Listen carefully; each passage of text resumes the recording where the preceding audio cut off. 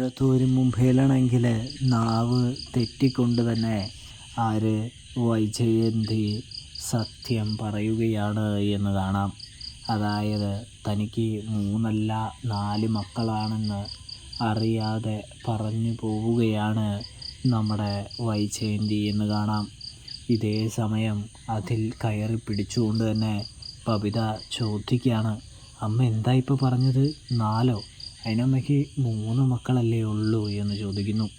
ഇതേ സമയം അത് അബദ്ധവശാൽ പറഞ്ഞ് പോയതാണ് എന്ന് പറയുകയാണ് വൈജയന്തി. അപ്പോഴേക്കും നമ്മുടെ കൃഷ്ണമോൾക്ക് നല്ല രീതിയിൽ കാര്യം മനസ്സിലാവുന്നുണ്ട് എന്ന് കാണാൻ സാധിക്കും. അതായത് അമ്മ 4 മക്കളെ പ്രസവിച്ചുള്ളത് കൊണ്ട് തന്നെയാണ്, ആ ഓർമ്മ അമ്മയുടെ മനസ്സിലുള്ളത് കൊണ്ട് തന്നെയാണ് ഇപ്പോൾ അത് പുറത്തേക്ക് വന്നത് എന്ന് കൃഷ്ണജ മനസ്സിലാക്കുന്നുണ്ട്. തുടർന്ന് വൈജയന്തിയുടെ അടുത്ത് അതിനെക്കുറിച്ച്, നാക്കുപിഴ സംഭവിച്ചതിനെക്കുറിച്ച് ഒരുപാട് ചോദ്യങ്ങൾ ആര് ചോദിക്കുന്നുണ്ട്?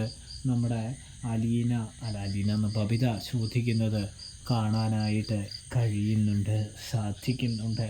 പ്രിയ പ്രേക്ഷകരെ, പ്രിയ കൂട്ടുകാരെ, അപ്പോൾ നമ്മുടെ ബബിതയ്ക്ക് മുൻപിൽ ഒഴിവുകൾ പറഞ്ഞ് ഒഴിഞ്ഞു മാറുകയാണ് എന്ന് കാണാം.